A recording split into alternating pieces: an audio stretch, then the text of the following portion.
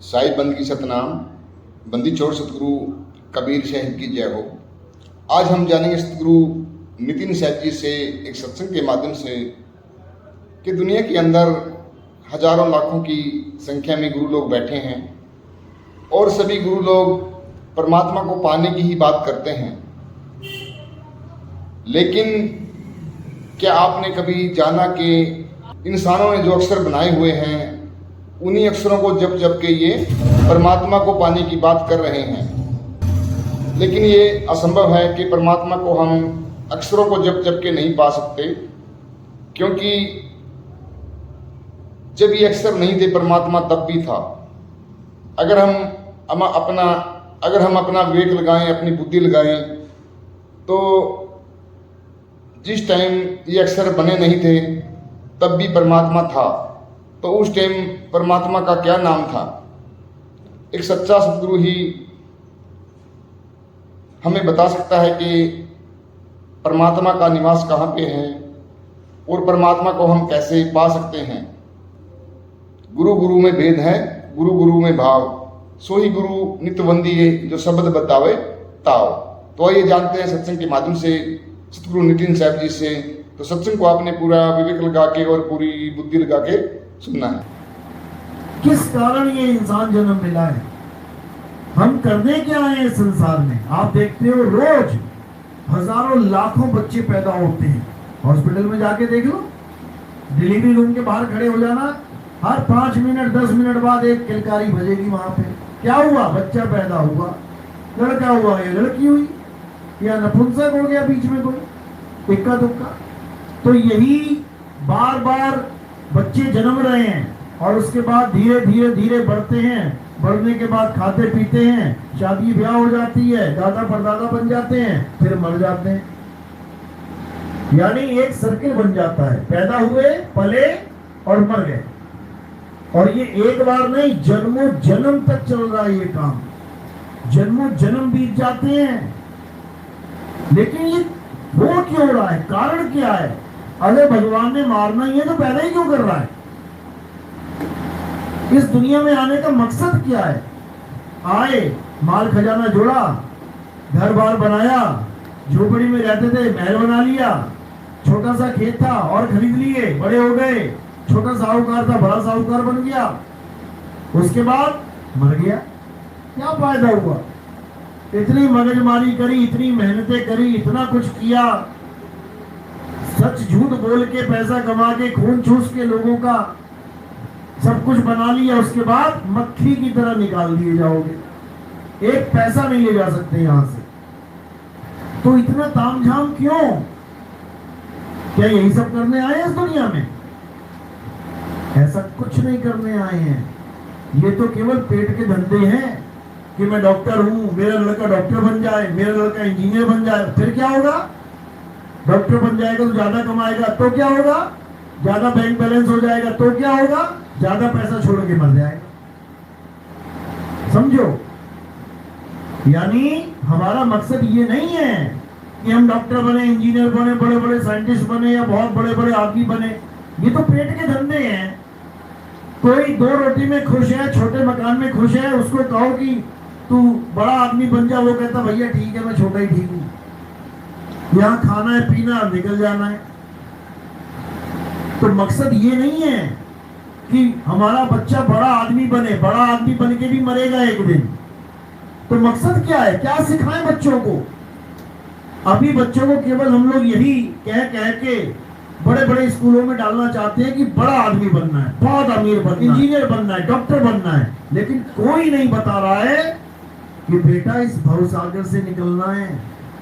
ये बार बार पैदा होना, बार बार मर जाना, इस जंजाल से निकलना है, इस जंजाल को समझना है। उसके बाद तू चाहे डॉक्टर बन जा, चाहे इंजीनियर बन जा, चाहे रिक्शा चला ले, चाहे मोची बन जा, चाहे दर्जी बन जा, चाहे कुछ भी बन जा, वो तो रोटी का सवाल है, पेट भरना है।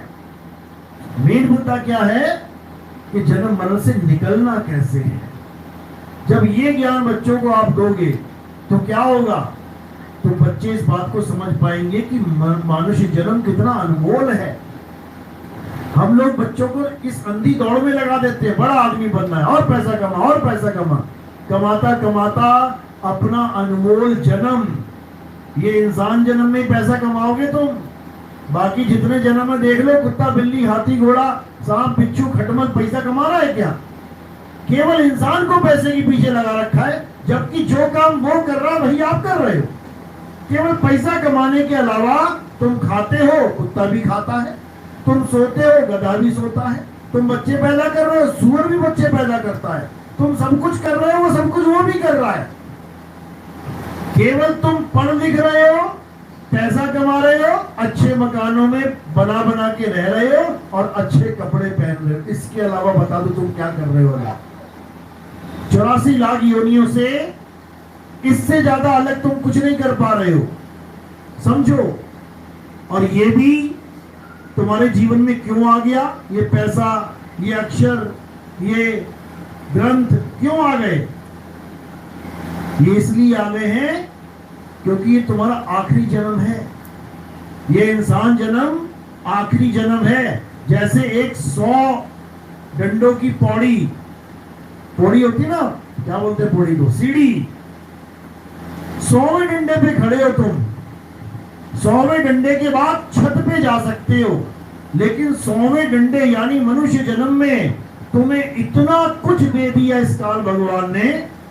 तुम्हें टीवी दे दिया, मोबाइल दे दिया, एसी कूलर दे दिए, पंखे दे दिए, कार दे दी, हवाई जहाज दे दिया, हेलीकॉप्टर दे दिया, तुम्हें हर चीज दे दी, बड़े बड़े पानी के जहाज। केवल इंसान को ही क्यों दिया जा रहा है? सोचो, बाकी भी तो मालिक के जीव हैं, बाकी भगवान के जीव ही तो हैं सारे। शंकर जी का देखो जीव कौन सा है, कौन होता उनके पास? नंदी। सतयुग में भी नंगा था, त्रेता में भी नंगा था, द्वापर में भी नंगा था, आज भी नंगा ही घूम रहा है। शंकर जी का खास नंदी। कृष्ण जी की गाय सतयुग में भी नंगी थी, त्रेता में भी नंगी घूमी, द्वापर में भी नंगी, आज भी नंगी घूम रही है। बताओ। गणेश जी का चूहा, वो भी आज तक नंगा ही घूम रहा है। जो देवताओं के पास रहे वो वैसे के वैसे ही रहे, लेकिन हम देखो जरा क्या हाल है हमारा। जो राम जी, कृष्ण जी, हनुमान जी भगवान होकर कभी गाड़ी में नहीं बैठ पाए, ये कलयुग में इंसान गाड़ी छोड़ो हवाई जहाज में घूम रहा है। सोचो कितने बड़े भाग हैं इसके, लेकिन इस पर ही मेहरबानी क्यों हो रही है? और केवल कलयुग में ही क्यों हो रही है? क्या ये दिमाग सतयुग द्वापर त्रेता में नहीं था? बिल्कुल था। तो क्यों मोटरसाइकिल नहीं बन पाई? क्यों कार नहीं बन पाई? क्यों तीनों युगों में घोड़े दौड़ाते रहे? आज सब कुछ आ गया। कहां से आ गया? कौन ले आया ये सब? आज मोबाइल आ गया। भगवान के टाइम पे मोबाइल की इन्वेंशन नहीं कर पाया कोई, खोज नहीं कर पाया। दिमाग नहीं था क्या? कहते हैं हमारे ऋषि मुनि बहुत बड़े बड़े दिमाग वाले थे, मोबाइल ना बना पाए, बाइक ना बना पाए, कार ना बना पाए। आज कलयुग में ये सब क्यों मिल रहा है? तुम सोच भी नहीं सकते क्यों मिल रहा है। क्योंकि जो तुम्हें ये दे रहा है वो नहीं चाहता कि तुम यहां से निकल जाओ। वो चाहता है कि तुम इसी में उलझ पुलझ के मर जाओ। वो चाहता है तुम सारा दिन इसी में गुजार दो। आज मोबाइल हाथ में है, बच्चा पूरा पूरा दिन लगा रहेगा, उसको पता ही नहीं लगता खाना खाना है कि नहीं खाना। ये सब क्यों किया जा रहा है? क्योंकि इंसान जन्म सबसे खतरनाक जन्म है। ये जन्म में तुम चाहो तो 1,84 जून को तोड़ के, इस जाल को तोड़ के अपने परमात्मा के घर वापस जा सकते हो। समझो। और केवल कलयुग में क्यों मिल रहा है ये सारा मसाला? क्योंकि कबीर साहब और काल भगवान की वार्तालाप हुई है। आप देखोगे कबीर सागर में पढ़ो, काल भगवान क्या कहता है? हे परमात्मा, हे भगवान, 3 युग में मत आना। हे कबीर, 3 युग में पंथ मत चलाना, इक्का दुक्का जीव को ले जाना, लेकिन कलयुग में जितने चाहो जीव ले जाना। जितना बड़ा चाहो पंथ चला लेना। तो कबीर साहब कहते हैं मुझे पता है तू क्या चालाकी खेल रहा है, इन 3 युगों में तू बड़े बड़े राक्षस पैदा करेगा, उन राक्षसों से क्या करेगा, जीवों की हत्या करवाएगा, उसके बाद खुद ही अवतार धारण करके उन राक्षसों को मारेगा और खुद ही भगवान बन के बैठ जाएगा कि मैं भगवान हूं। और सारे जीव इस रक्षक कला को नहीं समझ पाएंगे और तुझे ही भगवान मान लेंगे। 3 युग तक तू अपनी ही साधना करवाएगा, सबको अपने पीछे लगा लेगा। 4था युग आते आते तो कोई बिरला ही होगा जो तुझे पहचान पाएगा तू कौन है। तो कलयुग दिया कबीर साहब को कि तुम कलयुग में आओ और जितने मर्जी जीव ले जाओ, जितना बड़ा पंथ चलाओ, लेकिन तुम्हारा नाम लेके मैं पहले ही 12 पंथ चला दूंगा कलयुग में।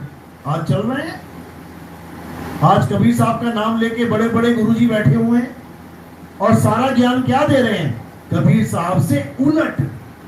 कबीर साहब कह रहे हैं ये मत करो, वो गुरुजी वही लेके बैठा हुआ है।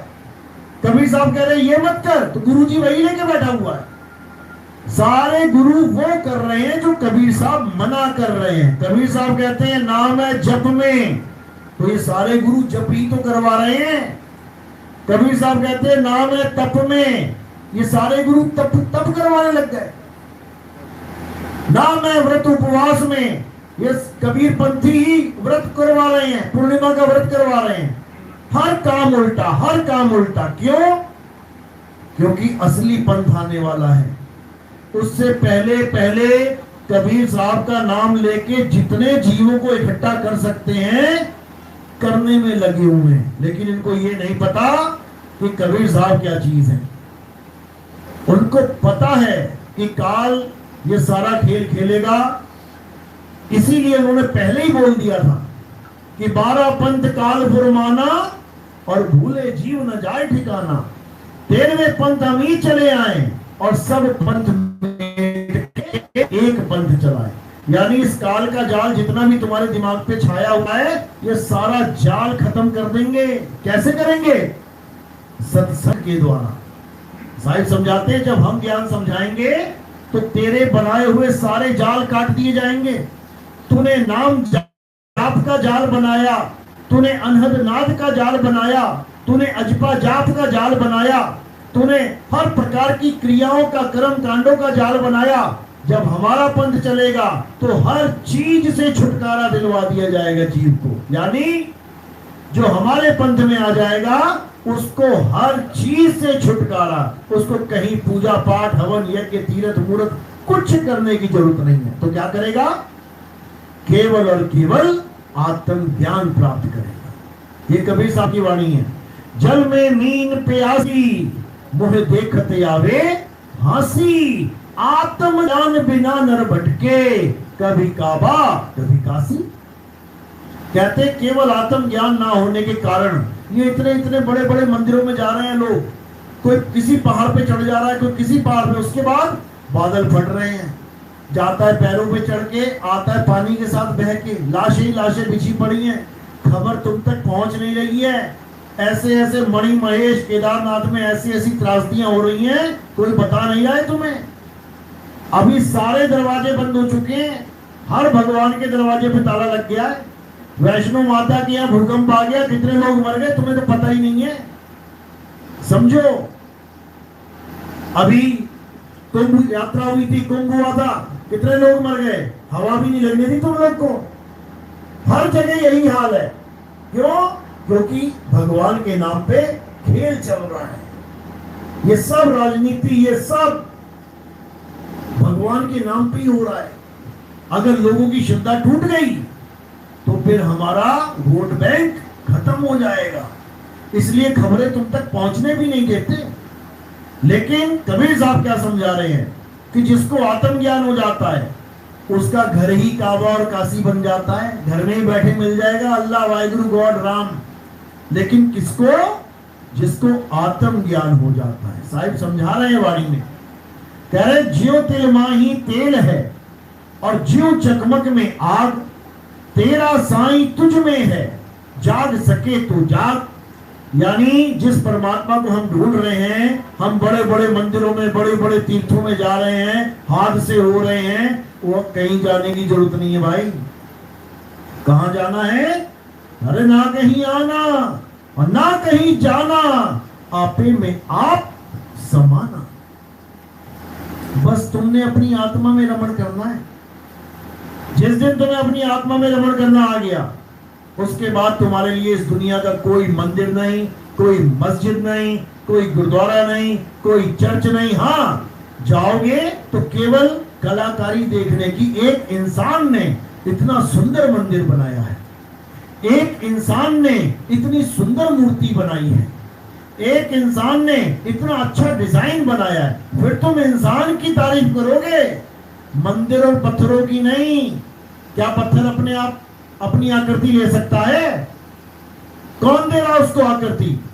अगर सुंदर मूर्ति बनी है तो मूर्ति की तारीफ करो कि बनाने वाले की? अगर ताजमहल सुंदर है तो अपने आप से सुंदर है कि जिसने बनाया है? हमें इसको समझना पड़ेगा कि जो बना रहा है उसको तो हम कह रहे हैं ये शूद्र है। मूर्ति कौन बनाता है? ब्राह्मण बनाता है क्या? या क्षत्रिय बनाता है? या वैश्य बनाता है? कौन बनाता है? शूद्रों की कैटेगरी में रखा है उसको, मूर्ति बनाने वाले को।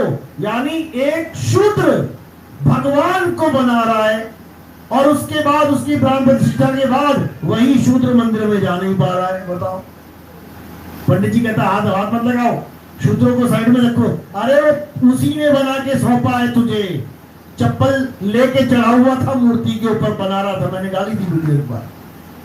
तो लोगों को ये समझ में नहीं आता है, पत्थर की मैं क्या तारीफ करूं? उसकी तारीफ करूं जिसने उस पत्थर को तराश दिया है भगवान के रूप में।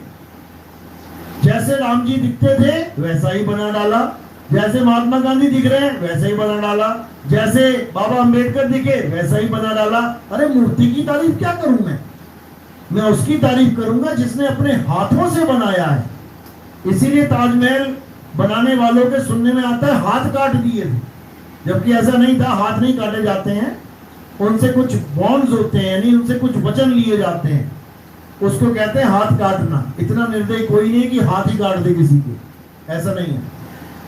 तो इसी प्रकार कबीर साहब कहते हैं कि जिसने ये नाम बनाए हैं, राम, कृष्ण, अल्लाह, वाहिगुरु, गॉड, ये नाम जिसने बनाए हैं, अरे उसको जान। तू नामों के पीछे क्या पड़ा है? ये सारे अक्षर किसने बनाए हैं? आ आ ई ई उ उ का खा गा गा किसने बनाए हैं? इंसानों ने बनाए हैं। इंसान ने ही अक्षर बनाए, अक्षरों से ही सारे नाम बन गए। अब हम अपने अपने नामों को पकड़ के बैठे हैं। मैं राम जी की पुजारी हूं, मैं श्याम जी की पुजारी हूं, मैं अल्लाह का पुजारी हूं, मैं वाहिगुरु का। ये सारे नाम किसने बनाए? इंसान ने। ये सारे नाम हटा दो, अब बताओ कौन किसका पुजारी है? नाम भी नहीं रख पाओगे तुम। भगवान का छोड़ो, तुम अपने बच्चों के नाम नहीं रख पाओगे। अपने बच्चों के नाम क्यों रख पा रहे हैं हम? क्योंकि हमने ये नाम लेना बोलना सीख लिया है। ये अक्षरों की खोज हो गई है, ये 52 अक्षर बना लिए हैं, इसलिए नाम पे नाम, नाम पे नाम, नाम पे नाम रखते जा रहे हैं। दशरथ ने एक नाम रखा था अपने बेटे का, राम, और इस भगत ने कितने रख दिए? 108 नाम।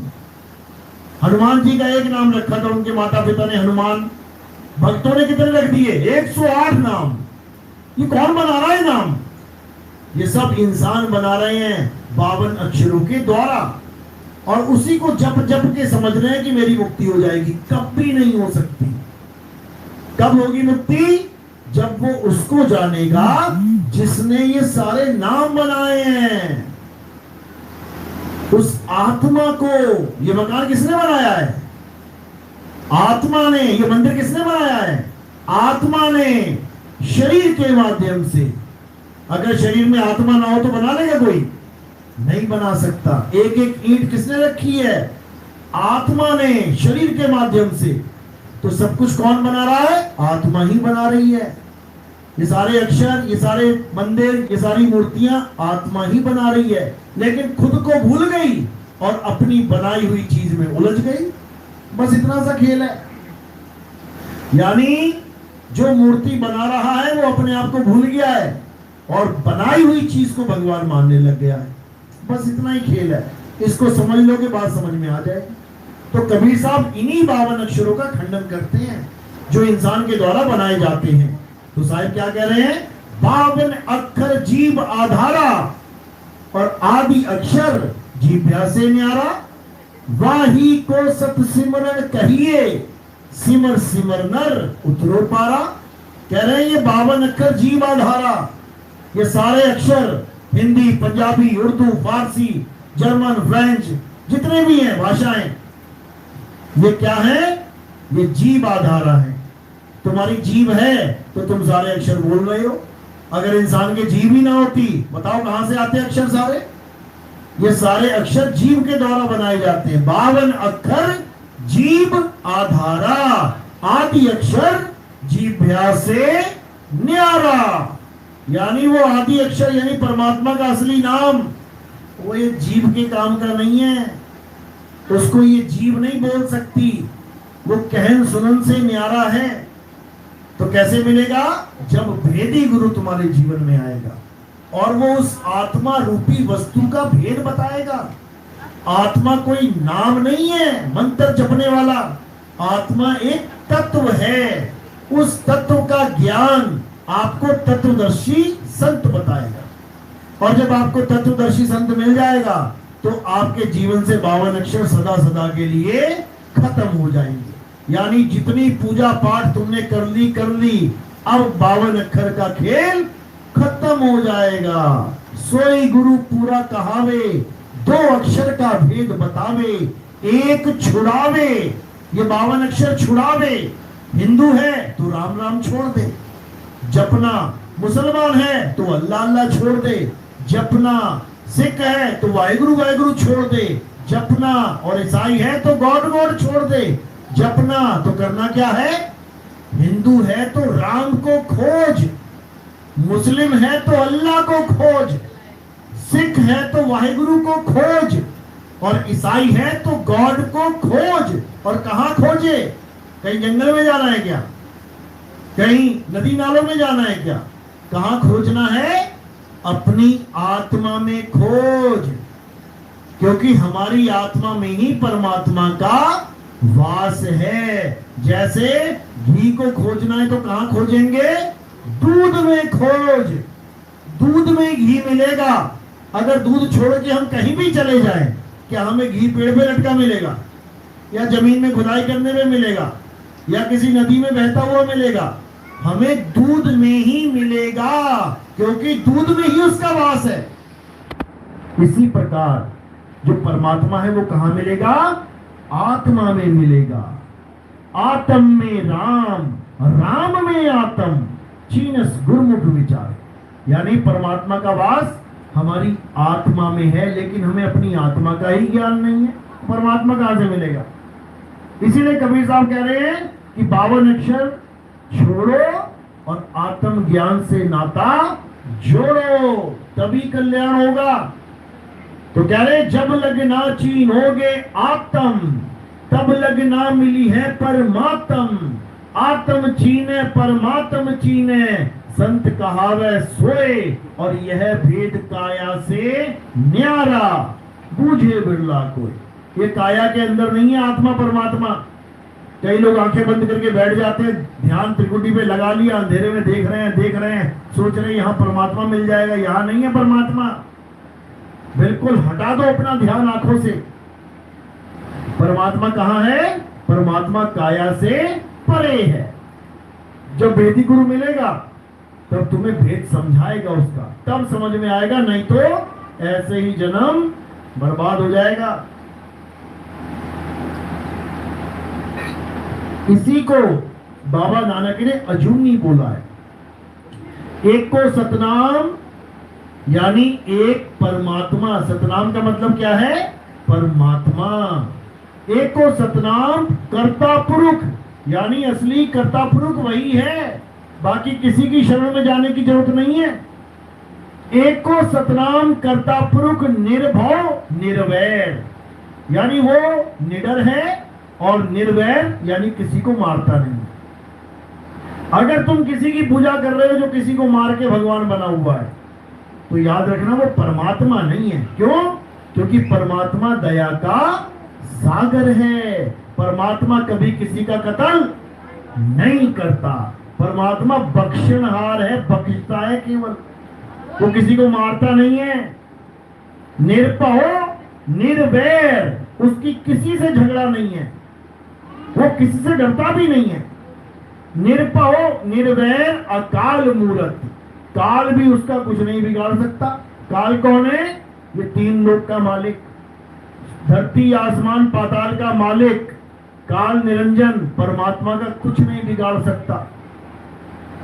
अकाल मूरत अजूनी, अजूनी यानी जो किसी भी जून में नहीं आता।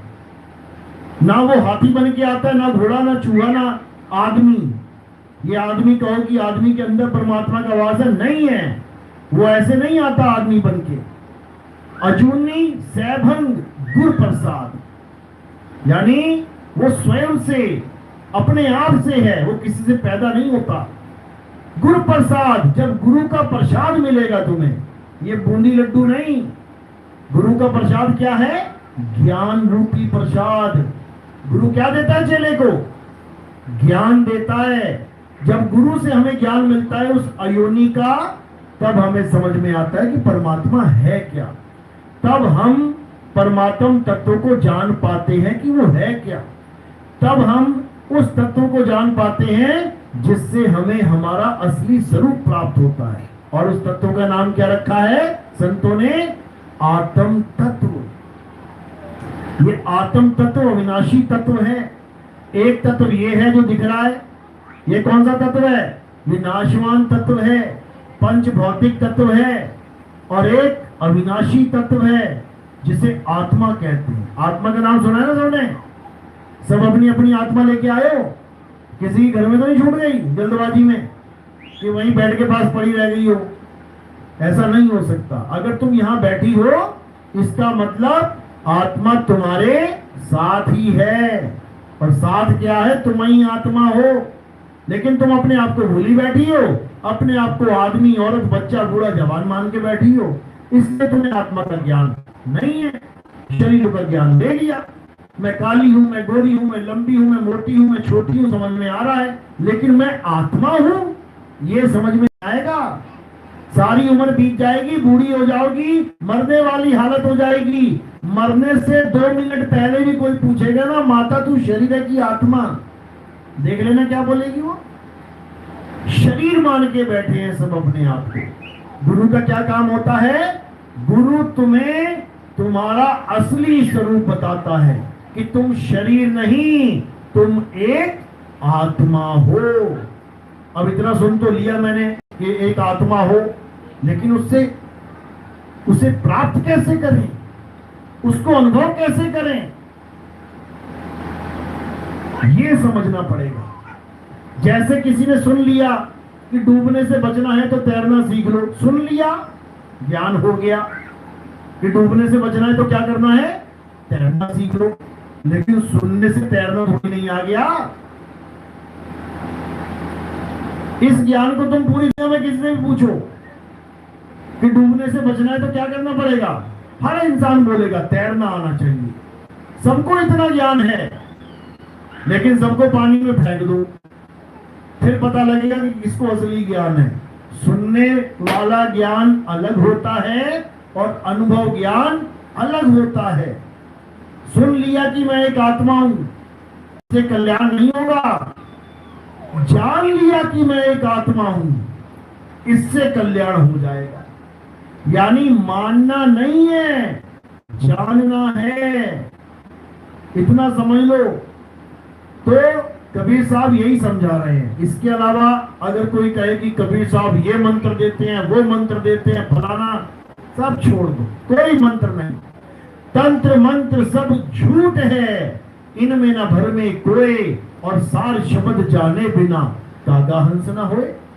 यानी इस दुनिया में जितने भी मंत्र जंतर जो भी बने हुए हैं, कोई मंत्र जपने की जरूरत नहीं है, कोई नाम जपने की जरूरत नहीं है।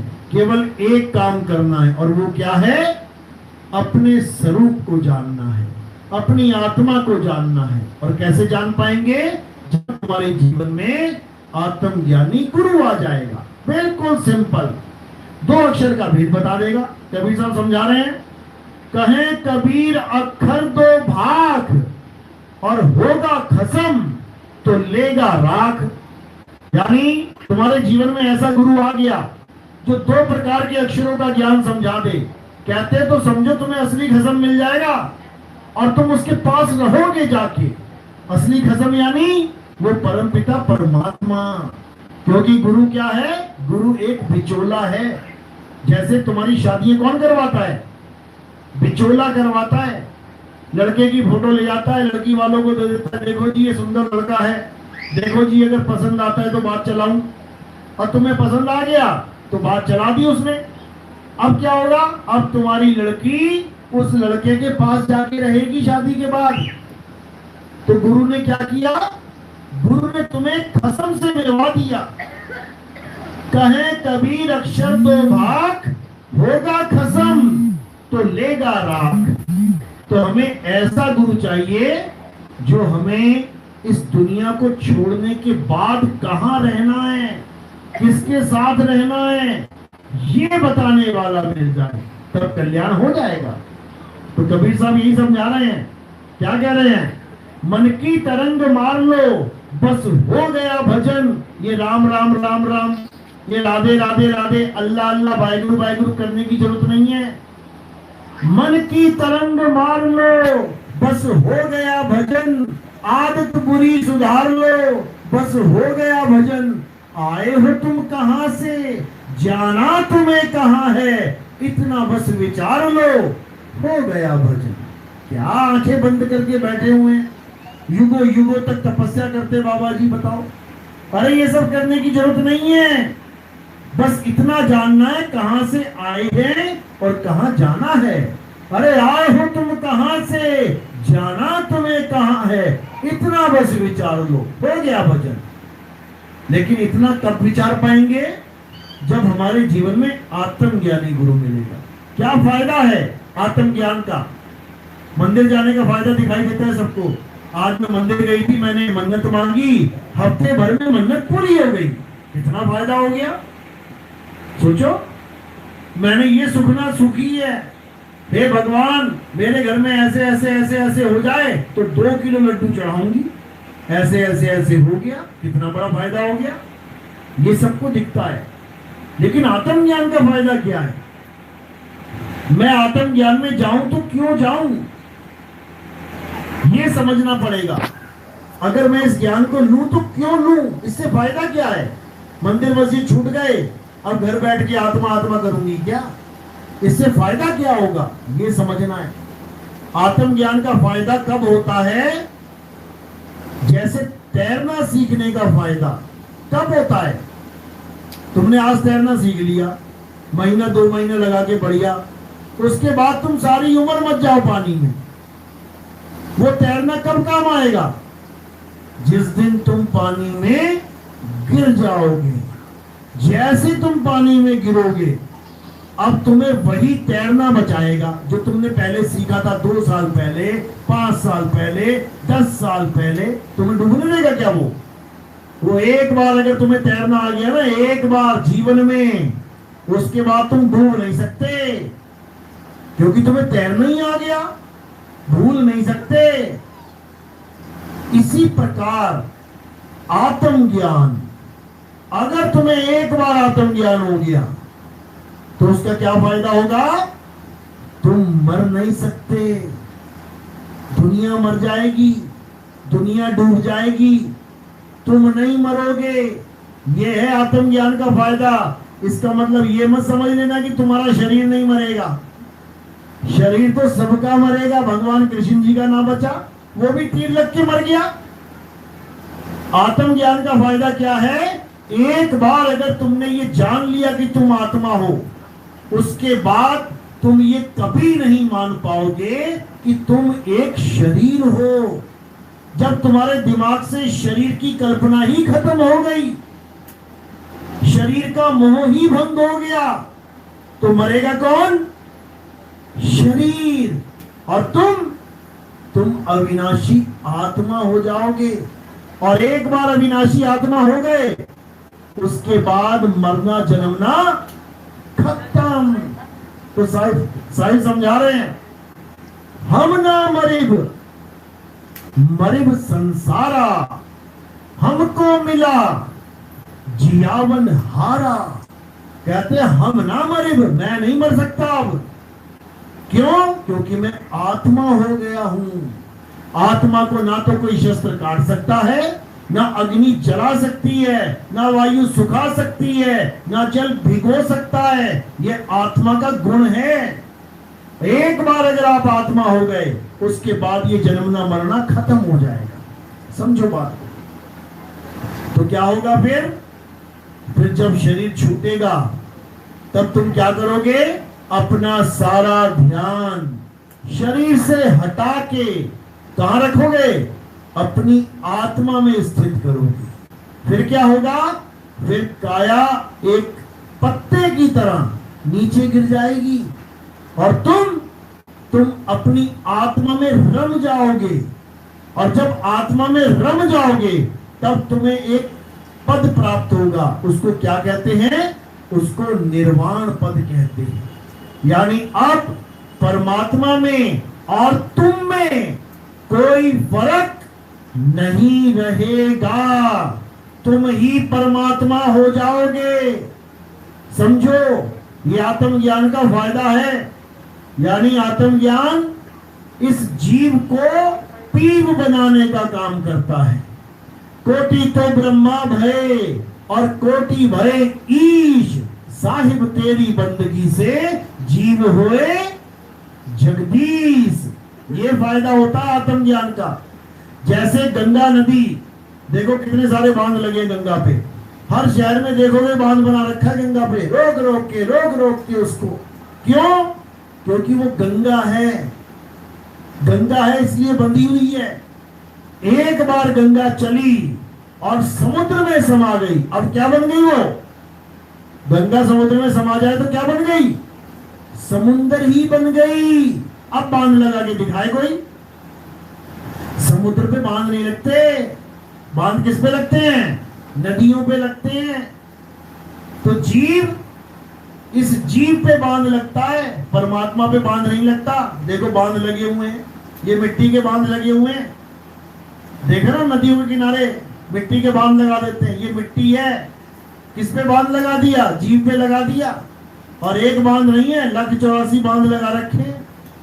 ये बांध तब तक हैं जब तक ये जीव पीव नहीं हो गया। वो गंगा पे बांध तब तक है जब तक गंगा समुद्र में नहीं मिल गई। उसके बाद लगा के दिखाए कोई? तो यही कबीर साहब समझा रहे हैं। कहते हैं अब तो जाए चढ़े सिंहासन और मिले हैं सारंग पानी। राम कबीरा एक भय हैं, कोई न सके पहचानी। यानी जब मैं परमात्मा की भक्ति करना शुरू किया, करते करते करते करते करते मैं ही परमात्म पद को प्राप्त कर गया।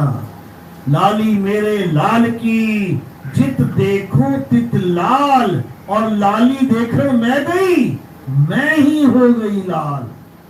समझो इस बात को। यानी असली गुरु वो होता है जो इस जीव को पीव बनाने की क्षमता रखता है। ऐसा ज्ञान देता है कि ये जीव ही पीव हो जाएगा। यानी गंगा ही समुंदर हो जाएगी। ये ऐसा ज्ञान है। ये ऐसा ज्ञान नहीं है कि तुम किसी लोक में चले जाओगे और वहां कोई भगवान बैठा है, जाके तुम उसके चरण दबाओगे। ये ऐसा ज्ञान नहीं है कि तुम किसी सतलोक, अलगलोक, अगमलोक में चले जाओगे, कोई परमात्मा बैठा है वहां पे। कोई शिवलोक, गोलोक, भूलोक में चले जाओगे, वहां कोई भगवान बैठा है और तुम जनता बन के बैठ जाओगे, प्रजा बन के बैठ जाओगे। ये प्रजा राजा वाला ज्ञान नहीं है। यहाँ पर द्वैतवाद का खेल ही खत्म हो जाता है। यहाँ पर एकम एक हो जाता है, सब एक हो जाएगा। जो तू सो हम। ये भेद तभी समझ में आता है भाई जब तुम्हारे जीवन में भेदी गुरु आता है। तो आत्मज्ञान का फायदा क्या है? आत्मज्ञान का फायदा है कि हम अमर हो जाते हैं। कबीर साहब कह रहे हैं, अमर करूं सतलोक पठाऊं, ताते बंदी छोड़ कहाऊं। मेरा एक ही काम है कहते हैं। कबीर साहब का केवल एक ही काम है संसार में आने के बाद। क्या काम है? अमर कर देना। अमर कैसे होंगे? जब हम आत्म ज्ञान को प्राप्त कर लेंगे, फिर जीव अवस्था खत्म हो जाएगी। ये मौत से जो डर है, ये जीव सोच रहा है हाय मर गया, हाय मर गया, हाय मर गया, खेल ही खत्म हो जाएगा इस मौत का। समझ लो कैसे खत्म होगा? जब जीव अपने सत्य स्वरूप को जान लेगा। क्योंकि जीव कौन है तो अमर, लेकिन डरपोक है। समझ लो, जीव सोई जो जुग जुग जीवे, उत्पत परलय माही, देह धरे भर में 84, निर्भय कबहू नाही। ये डरता है जीव बेचारा, शरीर छोड़ने से डरता है, इसलिए जीव कहला रहा है। और जब ये अपनी आत्मा को प्राप्त करके आत्मज्ञान में रमण करेगा, उसके बाद इसको काया का, माया का होश नहीं रहेगा। ये ऐसे छोड़ देगा काया को जैसे सांप केचुली छोड़ देता है। केचुली पड़ी रहेगी, सांप निकल जाएगा बीच में से। इसी प्रकार ये शरीर पड़ा रहेगा और तुम शरीर को छोड़ के अपनी आत्मा में रमण करोगे। ये तब होगा जब भेदी गुरु आपके जीवन में आएगा। तो इसी को समझना है और कुछ नहीं करना। नाम दीक्षा का मतलब ये नहीं कि तुम किसी भगवान का नाम लो गुरु जी से, राम राम जपो, श्याम श्याम जपो। अरे मेरे बताने से पहले ही ये नाम तुम्हारे पास है, कहीं भी बैठ के जप लो घर में। गुरु बनाने की क्या जरूरत है? गुरु केवल तब बनाया जाता है जब वो ज्ञान तुम्हें प्राप्त हो जो तुम्हारे पास नहीं है, तब तो गुरु का फायदा हुआ। और जो तुम्हें पता है वही गुरु बता रहा है, तो फिर गुरु कहाँ हुआ? वो गुरु नहीं हुआ। बस यही समझना है। तो साहिब समझा रहे हैं, अरे झूठा गुरु यानी 52 अक्षरी नाम देके जीवों को फंसाने वाला गुरु, 84 में भटकाने वाला गुरु, क्या बोल रहे हैं? झूठा गुरु अजगर बना, लख 84 जाए, और सारी संगत चींटी बनी, तोड़ तोड़ के खाए। ये झूठा गुरु खुद तो मरता ही है और अपनी संगत को भी 52 अक्षरों के जाल में फंसा के चला जाता है। तो साहिब ने ऐसे गुरुओं को काल का दूत, काल का चेला बोला है, जो 52 अक्षरी नाम देके जीव को आस लगा देता है कि इससे तुम्हारा कल्याण हो जाएगा। कभी कल्याण नहीं हो सकता। साहिब समझा रहे हैं, 52 के जंजाल में फंस गया ये संसार, सिमरन 52 का करे, कैसे लागे पार। चाहिए था परमात्मा को याद करे और गलती से परमात्मा के नाम जपने में लग गया, कैसे बात बनेगी? नहीं बन सकती।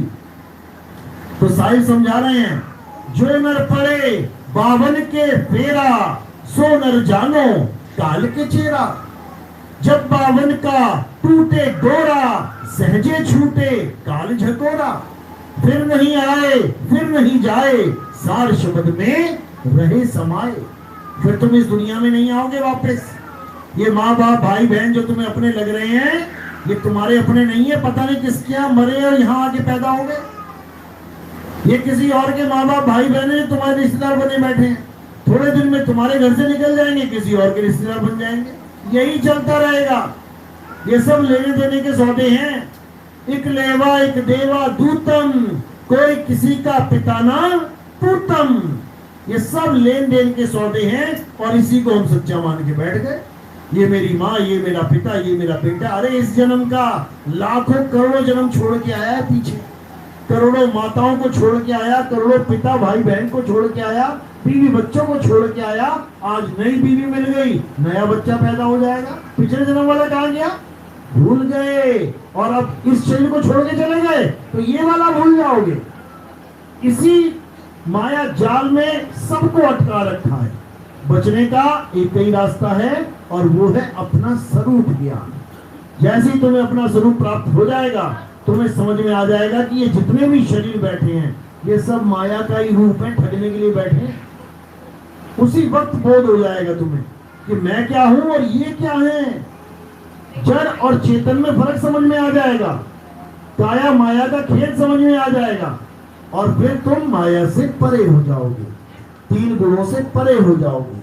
3 गुणों की भक्ति में भूल पड़ा संसार। और कहे कबीर निज नाम बिन कैसे लागे पार। निज नाम बिन, निज, निज यानी मेरा निजी नाम, अपना नाम जानो। किसी भगवान का नाम नहीं जपना है, अपना नाम जानो गुरु जी के पास जाके कि गुरु जी मेरा नाम क्या है। ये जो तुम्हें नाम मिले हैं, किसी का नाम सुरेंद्र, किसी का नाम महेंद्र, किसी का नाम बीना, किसी का नाम परवीना, ये सब दुनियावी नाम है, लोगों ने दिए तुम्हें। जब तुम पैदा हो गए तो तुम्हारा शरीर देख के नाम दिए। लड़का हो गया तो विजय कुमार, लड़की हो गई तो बीना कुमारी। नाम भी शरीर देख के दिए गए हैं तुम्हें। ये तुम्हारा नाम नहीं है, तुम्हारा कुछ और नाम है। वो कौन देगा? वो तुम्हें तुम्हारा सतगुरु देगा। और सतगुरु क्या देगा? तुम्हें तुम्हारा सच्चा नाम यानी सतनाम देगा।